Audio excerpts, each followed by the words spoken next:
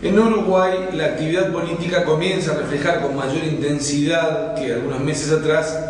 el panorama previo a un ciclo electoral que formalmente comienza en junio del 2009 con las elecciones internas, primarias, abiertas, simultáneas en todos los partidos políticos, en las cuales cada colectividad va a elegir al candidato presidencial que va a competir en las elecciones presidenciales de octubre del 2009, en la que también se realizan elecciones para renovar en forma total las cámaras, el Senado y la Cámara de Representantes. Ese ciclo podrá continuar o no en noviembre, porque si en octubre ninguno de los candidatos presidenciales, ninguno de los partidos políticos que compiten logra la mayoría absoluta, el 50% más uno de los votantes, necesariamente habrá una segunda vuelta, un balotaje entre los dos candidatos más votados. ¿Y cuál es el panorama cuando falta un año para que comience formalmente ese ciclo electoral? Pero un ciclo de competencia electoral que ya largó hace bastante tiempo y que se está haciendo más intenso en esta fecha. Bueno, en ese panorama tenemos que distinguir lo que ocurre en el campo económico y social, en el campo político propiamente dicho y en la definición de las candidaturas. En materia económica, el país, Uruguay, atraviesa una fase de crecimiento sostenido, bastante importante, que surgió un poco antes de que se iniciara este periodo de gobierno de Tabaré Vázquez, pero que ha sido superior a lo previsto. En ese sentido, el gobierno nos muestra como una de sus cartas fuertes el crecimiento económico logrado, que se corresponde con un aumento del nivel de empleo, por lo tanto una baja de la desocupación y la tasa de desempleo se encuentra en niveles históricamente bajos, que también se ha dado con un aumento del poder adquisitivo de los salarios, un crecimiento del salario real que fue constante en este periodo, impulsado por ese crecimiento, pero también impulsado porque el gobierno dispuso la vuelta de los llamados consejos de salario, donde trabajadores, empresarios y representantes del Ministerio de Trabajo negocian los ajustes salariales y los sueldos mínimos por cada categoría en cada uno de los sectores laborales. La oposición marca algunas preocupaciones en el manejo de las cuentas fiscales, aunque el gobierno dice que están muy ordenadas y que no va a dejar una herencia complicada, o en el manejo de la deuda pública, donde también discrepan oposición y gobierno sobre los resultados y sobre las proyecciones.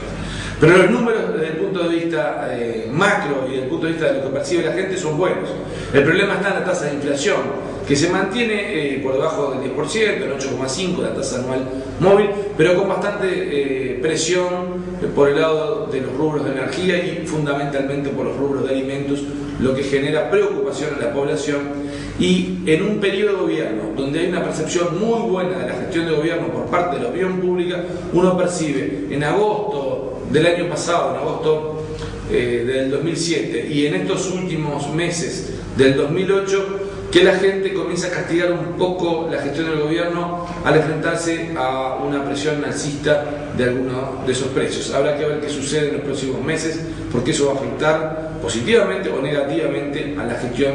de gobierno. Pero en ese marco económico hay un panorama social que el gobierno trató de atender, donde no ha podido lograr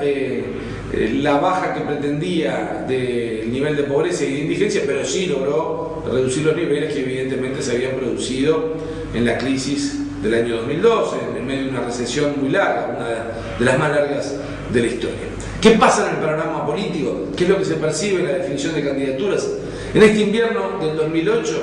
lo que hay mucho nerviosismo en los partidos y muchos problemitas internos por la definición de las precandidaturas. Lo que está generando en la opinión pública un poco de antipatía, que no le gusta ver esos problemas por cargos y por definiciones. Pero esas definiciones se están complicando a todos los partidos que tuvieron una reducción en la intención de voto general en las encuestas, aun cuando la izquierda aparece como la mayoría, en torno a un 40% de intención de voto, y como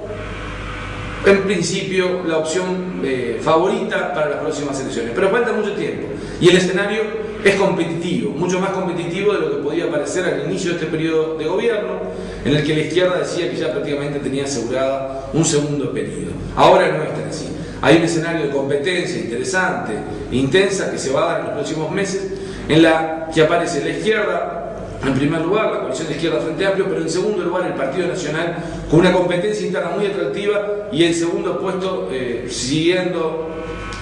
bastante de cerca, más de cerca de lo que se preveía hace un tiempo atrás, a la coalición oficialista Frente Amplio. El Partido Colorado aparece en tercer lugar, con niveles de intención de voto por debajo del 10%, pero habrá que esperar una recuperación que impulsan sus dirigentes con la formulación de las precandidaturas.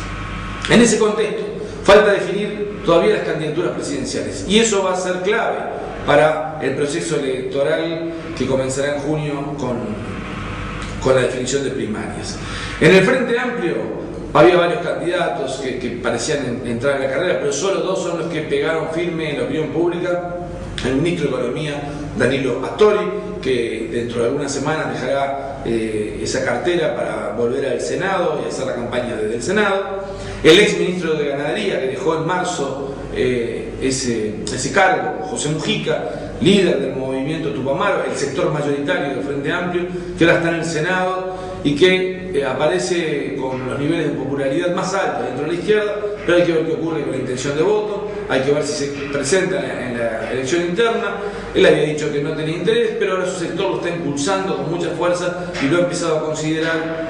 y lo está estudiando. Es una candidatura que puede tener algunos problemas por correr un poco más a la izquierda de la línea del Frente Amplio, y eso es lo que considera José Mujica. Mujica dice que puede estar tentado a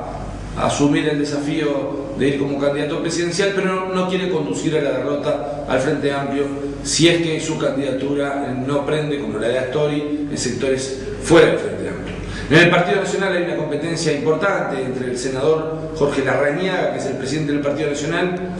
y Luis Alberto Lacalle, expresidente de la República entre el 90 y 95. Aparecía como favorito Larrañaga, pero está creciendo bastante en intención de voto y en popularidad Luis Alberto Lacalle. Lo que dicen los encuestadores es que para seguir creciendo enfrenta a un electorado en el cual tiene más resistencias